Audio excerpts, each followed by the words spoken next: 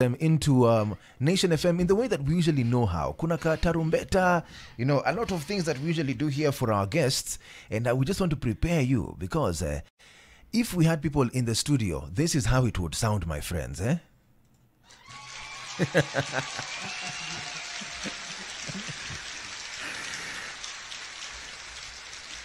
So, karibuni sana. It is so great to host you at Nation FM this morning. Welcome, Jean-Marie. Welcome, Dorothy. Thank you. Thank you. Great to have you in studio this morning. Thanks for having us. The legal framework governing refugee issues in Kenya. That's a brilliant conversation to have this morning. And one, especially even as we go into the holiday season and people talk about having a sense of empathy, having a sense of togetherness. And not everybody has, quote unquote, the luxury of experiencing those things. So we're going to be getting into that conversation. But first things first, I want to get to know a little bit about you and what you do. So maybe we can start with you, Dorothy. Thank you, David. So as you've been told, I'm Dorothy Awiti-Omboto.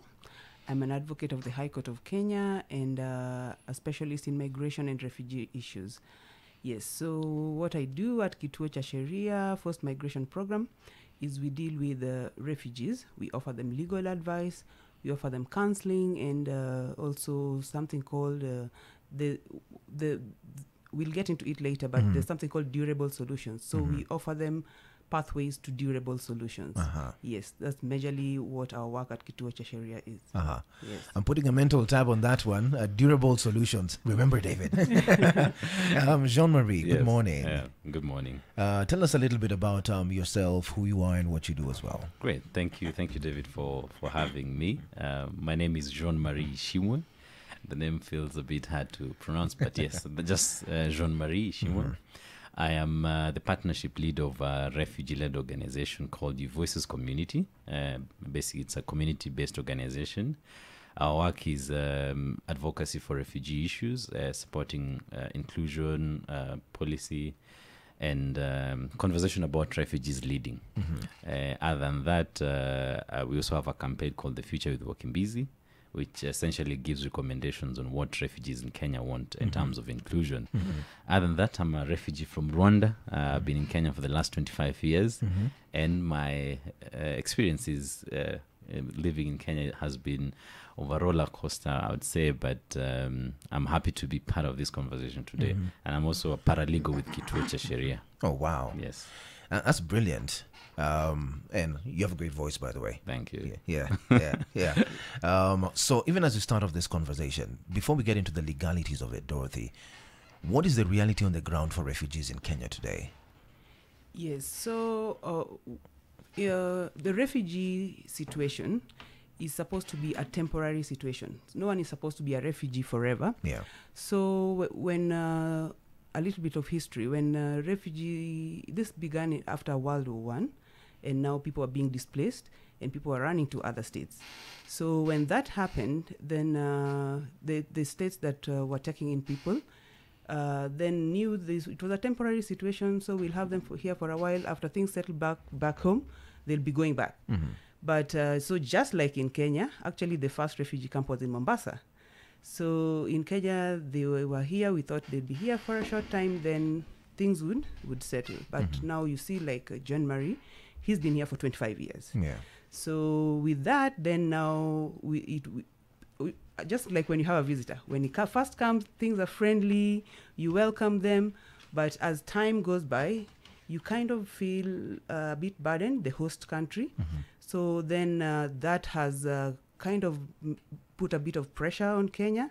And if I'm sure you've heard of this in the media before, that there was a time where there was a threat that they will even close the camps. Yes. So those are some of the things which are going on around now. But the closure of the camps, that was sorted. We went to court, actually, as Kituo cha Sheria, and we had that stopped because there is a principle in refugee law called non-refoulement. It's a French word meaning do not return. So you cannot return someone to where they were facing harm. Yeah. So that basically is the basic principle in refugee law. You cannot return a refugee to where he came from, as long as that harm still exists. Of course, there are ways of return, but those we will get into later. Yeah. So the current situation is that, and of course, we are also, after the encampment, we are trying to abolish the encampment policy because we are finding it's not very productive or beneficial to both the refugee and the host country. So we are trying to go into something called settlement schemes. Okay. Where they would be interacting with the communities, and actually we are now the country is now involving even the county governments, so that refugees form part of our communities. Because when we do that, then it becomes easier and it becomes better for both the host country and the refugees as we seek durable solutions. Durable solutions. There's that word again. I love that. And Jean-Marie, you were talking about the roller coaster of your experience. I don't know if it's something you've ever shared or if you're comfortable sharing. I don't know. Would you be comfortable sharing a little bit about that? And then we can get into now the legalities surrounding all these processes. Yes, of course, I'd love to explain that. So really, so as I said, I'm a refugee from Rwanda, but essentially it's my parents who left Rwanda. So they left Rwanda in 1994 during the genocide. They left to Tanzania, stayed there for 2 years, and then came to Kenya in 1997. Ever since, they've never gone back to their country, essentially because of protection issues and security issues. Then we find ourselves in this country where you have to try and thrive and not only survive, right? So the experience has been, it's been more of me in a community of very friendly people, but at the same time secluded by policies, if I would say, because what we are experiencing normally is that they're good policies, they're very good frameworks in Kenya, but the practice to it is the problem. So over time, what has been happening is that the refugee issues have been managed in a more humanitarian approach, whereas it's right now it's going to a development approach. So how do refugees contribute to the communities? How can they get skills? How can you build themselves into be able to access work so that they're self-reliant? So my life has been a roller coaster in the sense that because of being a refugee, because of the status that I have, I've not been able to access basic rights, really. So in terms of education, I had a very difficult time accessing basically a high school, and now I'm in university, but I left my high school in 2015. 4 years down the line, I could not join campus because of, one, lack of fees. Two, I couldn't, the status I have could not give me a chance to get government loan, for example, like the HELP. So it's been like that. Then you have to struggle with different problems, like you don't have an M-Pesa account. You have small businesses you're running. Your M-Pesa account is not it's not with the right name, or you're not able to actually access M-Pesa, which is the basic financial system for many refugees, small medium business people. Then you also have bank account problems. You have movement restrictions, so you cannot really contribute so much. So my experience has been up and down, but what has been the biggest motivation is just seeing that how can we encourage goodwill from both the government of Kenya, but also the Kenyans themselves to be aware of the refugee issues, because there's quite a lot that we face within the space. Then and there's a perception that, say, there's a burden to Kenya hosting us, but it's about the humanity and about humanizing people. Refugees come to a place like Kenya where they're welcomed, and Kenya is a signatory to the UN 1961 convention. We come to this place, we're expecting to be welcomed, but often the welcoming feels is there, but it's not broadened in terms of how much can we contribute. And this goes to the legal frameworks that actually Dorothy is trying to speak about. Brilliant. So there's quite some durable solutions. So one, there's voluntary repatriation, there's integration, and there's also access to third world countries. from a campaign we did called The Future with Wakimbizi, we realized that the average years of refugees in Kenya, living in Kenya, is 32 years. So you can imagine that's 30 years plus someone has stayed in a country, Kenya, but they cannot contribute. They cannot access work. They cannot access financial systems. They cannot move freely, yet we want to contribute. So really has been the biggest problem. And thanks for sharing that. Sometimes we see this name, refugee, but like you're saying, it is about realizing that this is not a name. This is a person with a story, with a life, and sometimes it is important to kind of separate and hear the heart of the person that's speaking. Sure. Very true. And thanks for sharing that. Dorothy, the legal frameworks around this, because, for example, he shared how many years he's been here and the struggles to access certain services. What are some of the legal frameworks in place as we delve deeper into this conversation? Yes. So, first of all, believe it or not, the law is a balance in the society. So where one person's right is being overriding another person's right, then that's where we have the law comes in to do that balance. So basically, as our name says, Kituo cha Sheria. Yes. We are a legal advice center. So basically, law is our work, and we mostly offer pro bono, free legal services. And actually, usually we say pro bono is free, but the actual meaning of pro bono is for good. Yeah. Yes. So we are trying to offer free legal service for the good of everybody. So maybe before I delve into the law, I just want to tell our listeners, anyone can be a refugee. No one chooses actually to be a refugee. Very important. So once we understand that, then we know we can have some empathy towards our brothers and sisters who have fled from wherever they've come from. Usually people are fleeing for different reasons. War, and or climate change, or even execution, various reasons. So once we put ourselves in these people's shoe and understand that they are here, not out of choice, but they've been compelled to be here, then that would be a good thing. So you ask what's happening in the legal framework. So like you've had Jean Marie's experience. His is what we call a protracted refugee situations. When it goes beyond 5 years, it is now termed as a protracted refugee situation.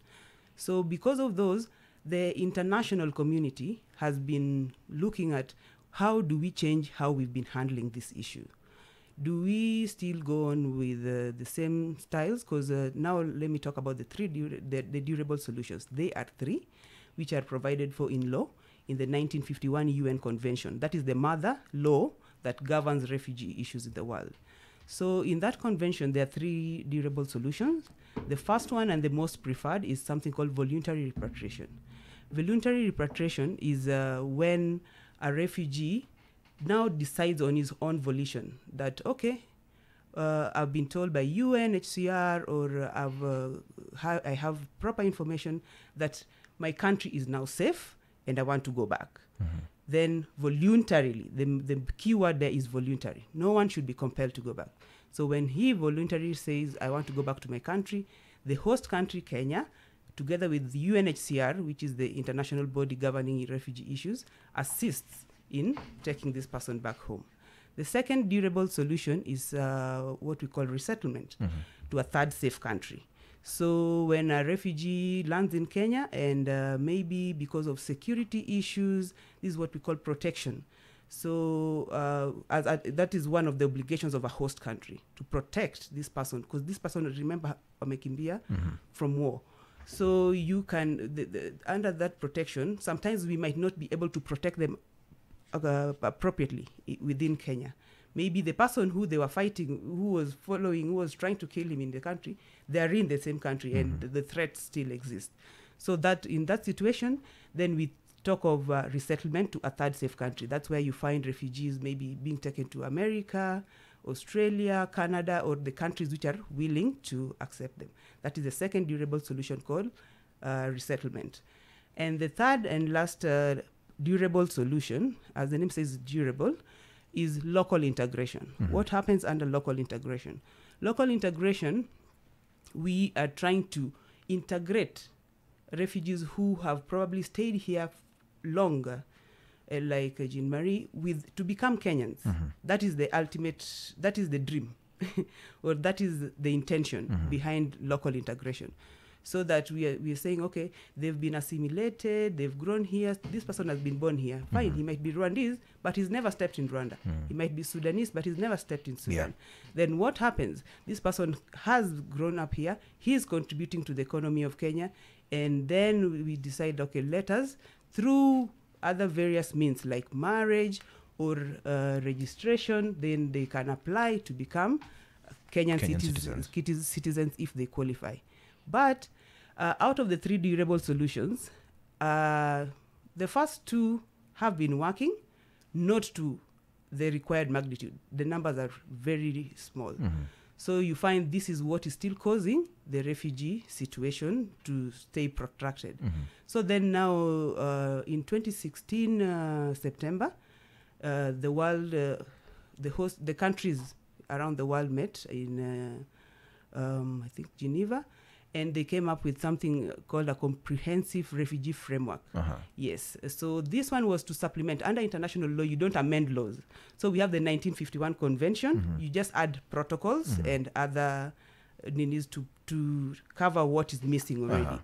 So then we now have what is called the CRRF. Okay. So this CRRF heavily, it relies on making local integration work. Refugees have been in your countries for so long. How can we? But it's now the beauty of CRRF is that it's not just saying like you as Kenya, you just absorb these people. The world is coming together to say, how do we support Kenya to host these refugees? How do we come in? Where do we help? So they are joining hands to make sure that durable solutions and especially local integration can work for our refugees. And locally, maybe like at Kituo cha Sheria, the challenges Jean Marie was having, like of his ID, his not being able to access M-Pesa in the bank, we at Kituo cha Sheria have really worked hard on that. And actually, currently, we are in court with a case which will be coming up for hearing in January, where we are trying to make the institutions, both public and private, Safaricom,